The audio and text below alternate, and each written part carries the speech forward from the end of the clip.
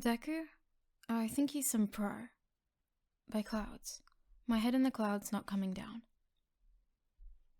Chapter 60. Hosu. Izuku still wasn't allowed to carry live ammo, considering that he was still a student, so he would have to make do with his rubber bullets. But if he truly wanted to stop Stain, then he couldn't afford to pull any punches. He aimed for center mass and fired 5 times in quick succession, trying to hit the same place each time to maximize damage. It wasn't nice, but it worked. Stain grunted and stopped in his tracks, before looking up at Izuku with fanatic hatred in his eyes. When he began advancing again, it was towards Izuku rather than Endeavor. Todoroki, make sure native is covered with an ice wall, Nezu said calmly. You and Ida have my permission to use your quirks to protect him and one another, but do not put yourselves in any more danger than necessary. Todoroki didn't waste any time creating a dome of ice. Anida's face shone with determination. Izuku's mind raced with strategies as Stain finally stepped out of the alley. 4-on-1 was much better odds than they'd had the whole fight, and the wider space of the street would make it much easier for both Ida and Todoroki to use their quirks. There were more buildings to worry about here, not to mention the people inside, but no one here had very destructive quirks, with the exception of Endeavor and Todoroki. Todoroki was always careful to avoid as much damage as he could, and Endeavor... Todoroki, what's Endeavor's blood type? AB, Todoroki replied. Okay, his recovery time will probably be somewhere between Ida's and Native's then, Izuku muttered. Nezu can't be affected by Stain's quirk, and we don't know how it affects me yet, but I'm out of bullets, so... Okay, Nezu and I will focus on close range. Todoroki will cover us, and Ida will focus on hit-and-run tactics. Sound good? There was a round of nods, and Nezu looked almost proud beneath his determination, so Izuku thought he'd done a pretty good job. Ida moved first, picking up speed and taking a page out of Izuku's book as he aimed a kick at Stain's weapon, trying to knock the katana out of his hand. He wasn't quite fast enough, but he managed to dodge when Stain swiped at him, and Nezu took advantage of Stain's distraction to bite Stain's uninjured leg. Meanwhile, Izuku had holstered his gun and was gripping his knives as though his life depended on them. Todoroki was busy creating thin layers of black ice wherever Stain stepped, and it was only the spikes on his shoes that kept him from slipping. Ida was going for another pass, so Izuku needed to take advantage of that. He waited until Stain's eyes were on Ida's leg, before he ran forward and stabbed him in the shoulder. Stain grunted and headbutted Izuku before he could retreat. Izuku sniffed, as he felt warm liquid running down his chin, and he scrambled back before Stain could get the blood. For all the times he had a bloody nose. Stain was starting to change the way he thought, ignoring his own injuries with a tinge of desperation, as his goal changed from getting out of the fight to taking down as many heroes as he could before the fight was over. Nezu was forced to let go as Stain tried to cut off his head with his sword, and Ida had a knife stuck deep in the muscle of one of his legs. The hero killer had taken advantage of the brief reprieve to attack Todoroki with a barrage of throwing knives, most of which had gotten caught in an ice wall, but one of which had buried itself in his right arm. He needed to end this fight.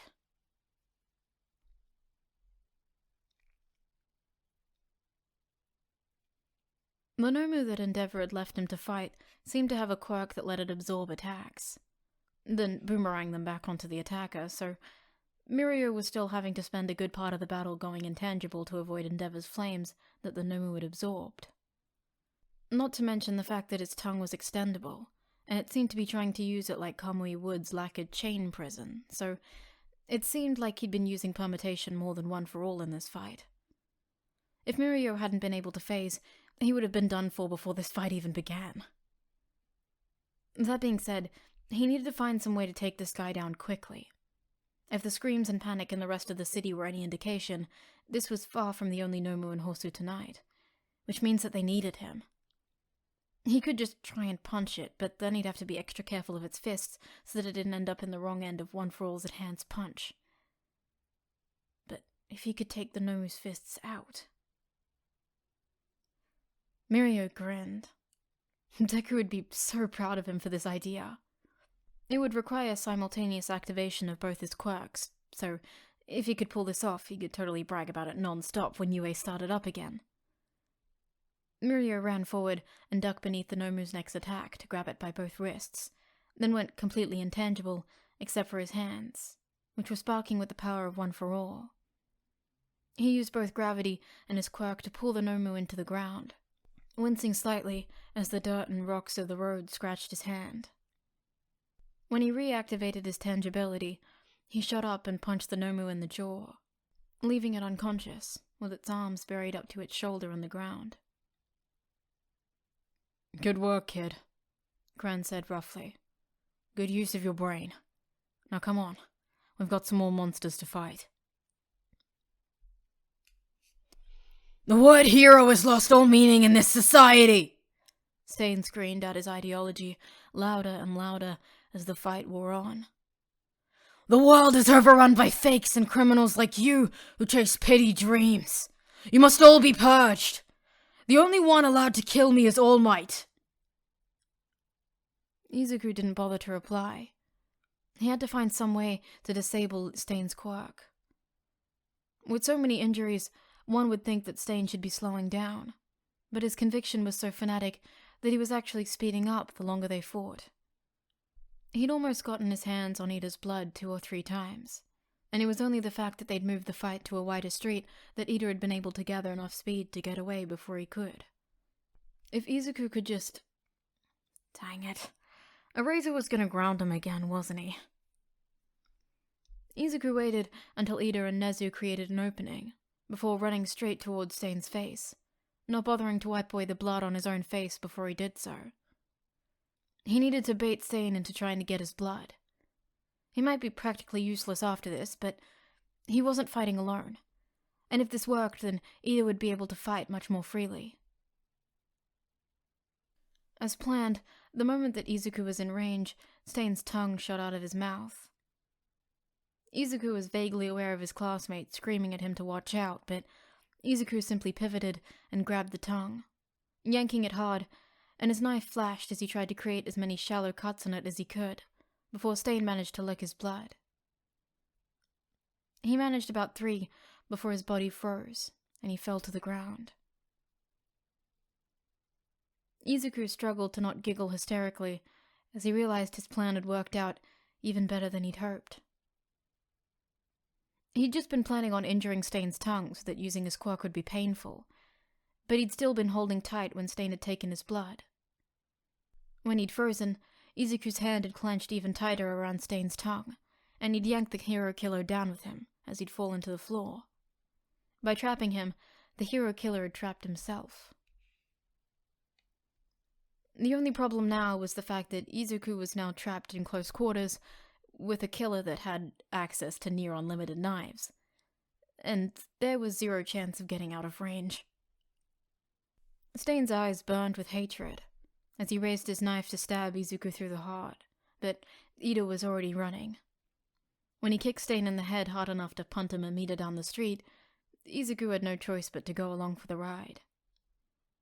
Thankfully, Stain didn't move again. Ida, Todoroki, confiscate all his weapons in case he wakes up, Nezu ordered. Midoriya, are you all right? A little scraped and bruised, but otherwise I'm fine, Izuku responded. I still can't move though, so hopefully Typo doesn't have a very long recovery time. That was insane, Midoriya, Todoroki said, as he started pulling knives from every nook and cranny. He was already melting the ice wall protecting Native, who was starting to stand up slowly. I must agree, Ida said. How did you know that your strategy would capture the hero killer? This time, Izuku didn't bother to hold back his nervous laughter.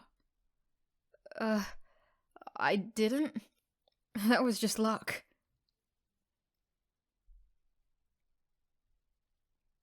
Mirio was grinning. The second Nomu was much easier to take down than the first had been, now that he knew what to expect, and the heroes who'd been fighting it nodded to him gratefully as he stepped away from the unconscious body.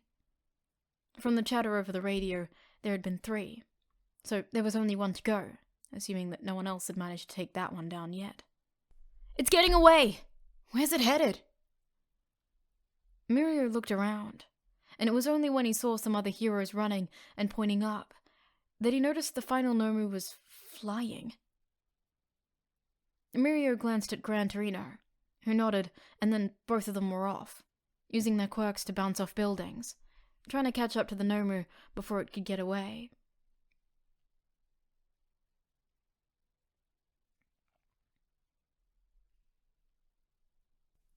Thankfully, it didn't take more than a few minutes for Izuku to be able to move again. By that time, Endeavor had recovered as well, and was standing guard over Stain, who was currently tied up with several pairs of quirk-suppressing cuffs from the heroes, as well as some rope that Todoroki had found in the dumpster. Endeavor was glaring at Izuku with more malice than he knew was possible, and the heat was oppressive until Izuku was able to scramble away and stand by Todoroki's right side. Nezu smiled at Izuku and seemed to be about to say something, when he suddenly looked up and his fur bristled. Get down! Izuku whipped around to look up, only to see a flying Nomu coming straight towards them. Further down the street, he could see the light from Togata's second quirk, and he and another hero gave chase. Everyone look out! Togata yelled. Get to cover! Before they could scatter, however, the Nomu dipped down and grabbed Izuku around the waist, and immediately started ascending again, even faster than before. Mirio was panicking. The monster had Deku. It had Deku, and it was flying too fast and too high for Gran to be able to reach it. He couldn't fly, so he couldn't reach it either.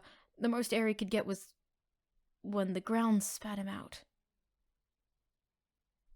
Mirio quickly calculated the trajectory the Nomu was on, then took a deep breath and let himself go intangible and fall through the air, then through the street.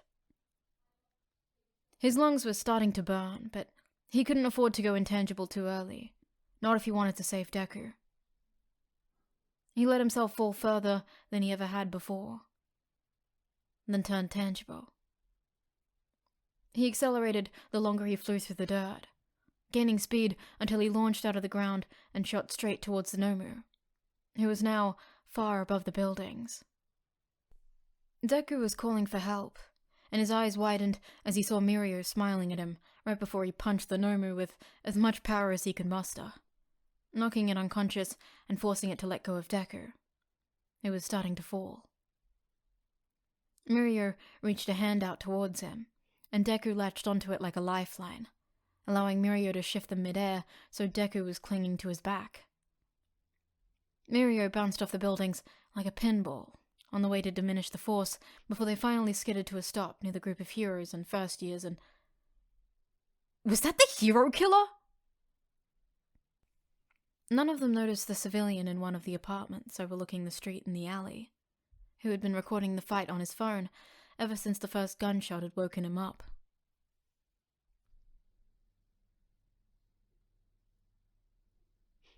Chapter 61. Viral. The neon cut song echoed through the training hall, and Eraserhead looked absolutely done with their shit, as Joke and Hitoshi both dissolved into poorly concealed giggles. Alright, which one of you changed my ringtone when I wasn't looking? Hey, don't look at me, Hitoshi said innocently, though the effect was kind of ruined by the smile that he couldn't wipe off his face. I don't have your password. That's something reserved for your girlfriend. Aizawa glared at him for another moment as Joke finally lost control of herself and started full-on snorting. Shota, you should see your face right now.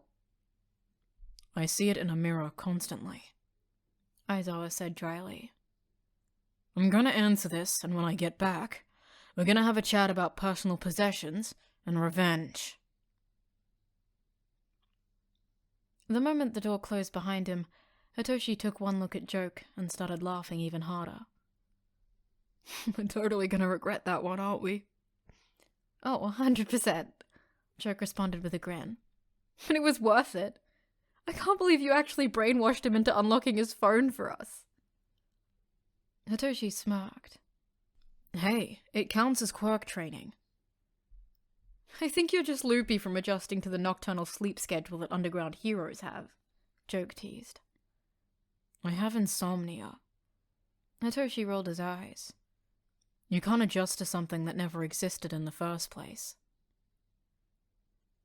They were still grinning when Aizawa came back in, looking grim. Hitoshi, train with the capture weapon for a few minutes. Emi, can I talk to you outside for a second? Hitoshi felt the smile slowly slide off his face as Aizawa took Emi aside and started talking in low voices so they couldn't hear what they were saying. That last prank hadn't been any worse than the ones they'd been pulling on Aizawa all week, even if it was a little more bold than most of the others. So, Aizawa's sudden change in mood must be about the content of the phone call, not the ringtone. Hitoshi didn't know if that was more or less concerning. By the time the two had finished talking, Joke's mood had dipped to match Aizawa's, and Hitoshi was starting to get worried. I have something I need to check on, Aizawa said simply. Shinso, I'm leaving you here with Emi until I get back. Don't slack off on your training. Hitoshi nodded obediently, and Aizawa gave Joke a quick peck on the cheek before walking back out the door. Did something happen? Hitoshi asked hesitantly. Joke sighed. He'll probably find out about it soon enough. I'm sure it'll be all the vultures are going to be talking about for the next week. But for right now, let's enjoy the last bit of productivity, alright? There's a couple things I wanted to explore with you anyway without Shota breathing down our necks. You're the one that chose to seduce him, but okay. Hitoshi shrugged nonchalantly, pretending that it wasn't taking every ounce of willpower to not immediately die of curiosity. What did you have in mind? Joke gave him a shit-eating grin. Knock knock. Seriously? Hitoshi did his best to imitate Aizawa's go-to expression, but he wasn't sure if he got it quite right since Joke's smile just got impossibly wider. If you're gonna mess with me, you may as well tell me what the phone call was about. Come on, Joke laughed. I swear this is important. Just play along. Alright. Who's there? In lieu of a response, Joke just giggled. Hitoshi rolled his eyes. Seriously? You tell me to play along and don't even finish the joke? You're lucky I don't brainwash you. Joke raised an eyebrow and gestured for him to continue. A small smile on her face the whole time, like she was challenging him to brainwash her. But that didn't make any sense because she hadn't responded to his who's there. Wait, was she trying to get him to tell jokes to get responses? You know, I really doubt that villains are gonna respond to knock-knock jokes in the middle of a fight. He deadpanned. You'd be surprised, Joke said. Villains do the darndest things, and sometimes a well-placed joke will throw them for enough of a loop that they completely forget about the fight, or more conveniently in your case, your quirk. But that's not what I was going for. She sat down on the floor and patted the ground beside her, until Hitoshi gave in and joined her. Shinso, we know your quirk works based on verbal responses, but we haven't yet explored what counts as a verbal response.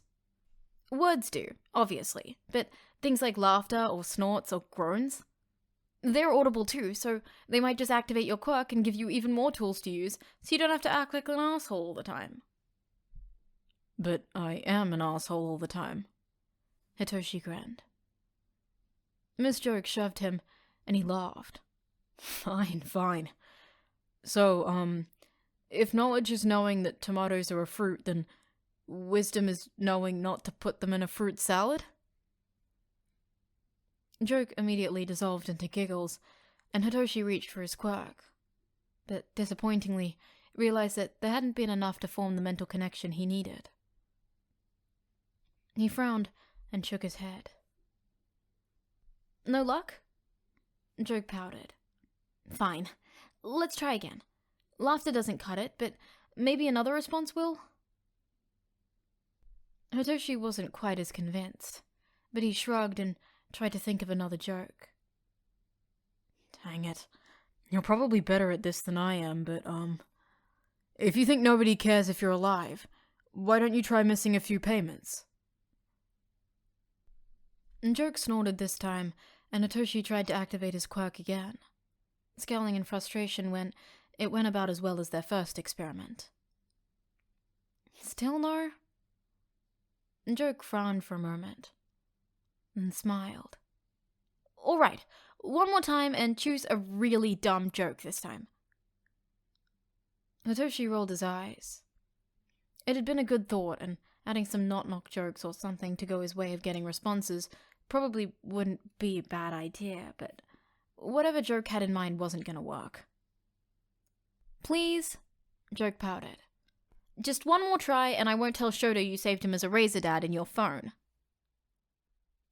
Hitoshi froze. You wouldn't. Joke grinned. I would. Come on, Shinso. One more joke. The dumber the better. Hit me. Don't tempt me. Hitoshi muttered. Did you know that a clear conscience is usually a sign of a bad memory? Mr. groaned, and Hitoshi couldn't hold back a small smile, even as he half-heartedly reached for his quirk. This time, however, it actually worked. What? Hitoshi couldn't stop his jaw from dropping as he lost control over her. Seriously? How did that work? Beats me, Joke shrugged. But it probably has something to do with the fact that groans use vocal cords, whereas laughs and snorts don't necessarily. I don't know.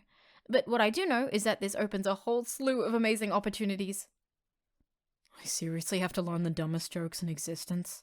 Hitoshi groaned, and pulled out his phone to Google dumb jokes, apparently. Things I do to be a hero. Wait! Joke reached out to stop him, just as Hitoshi unlocked his phone. But she wasn't fast enough to stop him from being assaulted by a million notifications. His eyes widened as he scanned the headlines. The hero killer. UA students. He glared at Joke accusingly. Is this what that phone call Aizawa got was about? Why didn't you tell me? Because it wouldn't have made much of a difference, Shinso. Joke sighed. The hospital isn't allowing a lot of visitors right now. The hospital? Hitoshi read through the notifications again, looking for the names of which students were involved. It had to be at least one student from Class 1A if Aizawa was allowed to visit already, and Hitoshi had a sinking suspicion he knew exactly which one it was. Deku wasn't hurt badly. Joke tried to calm him down, but she was having the exact opposite effect. If he was, all the security in the world wouldn't be enough to keep me out of that hospital room. From what Shota said, the most injured one was Ida, but Todoroki also had a couple of scrapes. It's not bad, but apparently someone caught footage of part of the fight, so security at the hospital is having to work overtime to keep intrepid reporters from bothering those poor kids. Hitoshi scrolled through the seemingly endless articles that had already been published, despite the fact that the attack had concluded less than an hour ago, until he finally found the video and clicked on it. The footage was shaky, obviously taken on a cell phone as whoever was recording struggled to get their window open with one hand. There was a gunshot, the guy behind the camera said shakily. It woke me up, but there's a lot of other stuff going on too, and there was another gunshot just now. I think... What's happening? The guy had finally managed to open the window, and he zoomed in on a few figures standing in an alleyway across the street. Hitoshi didn't know who the guy holding a katana was, but the one he was standing off with was obviously Midoriya, and the one on the ground must be Ida, considering that he was dressed in all white armor. Not that it seemed to have helped him much. The guy recording was too far away from the fight to get any audio, so it came as a complete surprise when Stain lunged forward, and the alley filled with a bright light. When the camera readjusted, the alley was filled with smoke, and it seemed like forever, but it was probably only a few tense moments before Midoriya came running out of the alley, dragging Ida and someone else that Hitoshi hadn't even realized was there. He was vaguely aware that Joe had come up behind him and was watching over his shoulder as Endeavor and Todoroki arrived. Endeavor immediately launched himself into the fight, interrupting the other hero who had already been fighting the guy. Was that Nezu? It had to be, since that was who Midoriya had been interning with. Joe gasped as they saw the villain move in a blur, running through the flames, probably enduring ridiculous burns just to get close to Endeavor to... Wait, did Endeavor just collapse? Oh my god. The guy holding the camera sounded shocked and slightly terrified, and the camera started to shake. I think that's the hero killer. That's the fucking hero killer. It was then that Midoriya, like the idiot he apparently was, shot the hero killer. His rubber bullets obviously weren't enough to take him down, but they were enough to save Endeavor's life and give the heroes a chance to regroup and move the fight into the street. It was then that Hitoshi realized that the fight was close enough to the camera now for the phone to pick up some of the audio. At least, the parts that the hero killer was shouting at the top of his lungs. The white hero has lost all meaning in this society! He was starting to fight even more desperately as he was overwhelmed by a pro and 3 hero students. The world is overrun by fakes and criminals like you who chase petty dreams. You must all be purged. The only one allowed to kill me is All Might. Honestly, Hitoshi had to admit the guy had a point. A lot of heroes were really only in it for the fame, more than the desire to save people, but that didn't give him the right to try and kill Hitoshi's classmates after he'd worked so damn hard to get into the hero class. Hitoshi face-palmed as he watched Midoriya grab the hero killer's tongue and use the hero killer's own quirk against him to trap him. Only he would think of something so brilliant and simultaneously stupid at the same time. If Hitoshi wasn't 100% certain that Aizawa was already going to ground that idiot, he might be tempted to find a way to do it himself. Maybe he'd figure out a way to use his quirk to do it. The fight was over, and the guy seemed like he was about to stop recording, when the people on the street started shouting again. Get down!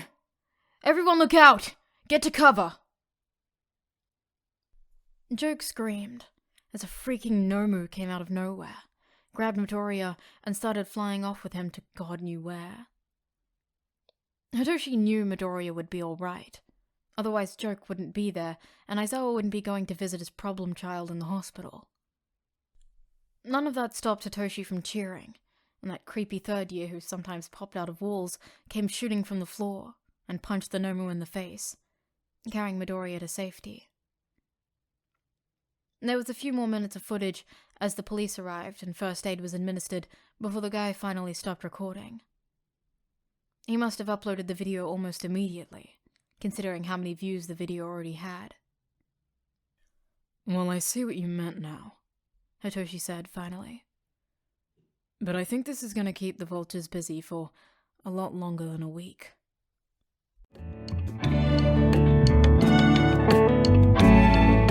Hey, it's Mika. If you enjoyed this podfic, please consider subscribing to my YouTube channel or following me on Spotify for updates and new content weekly.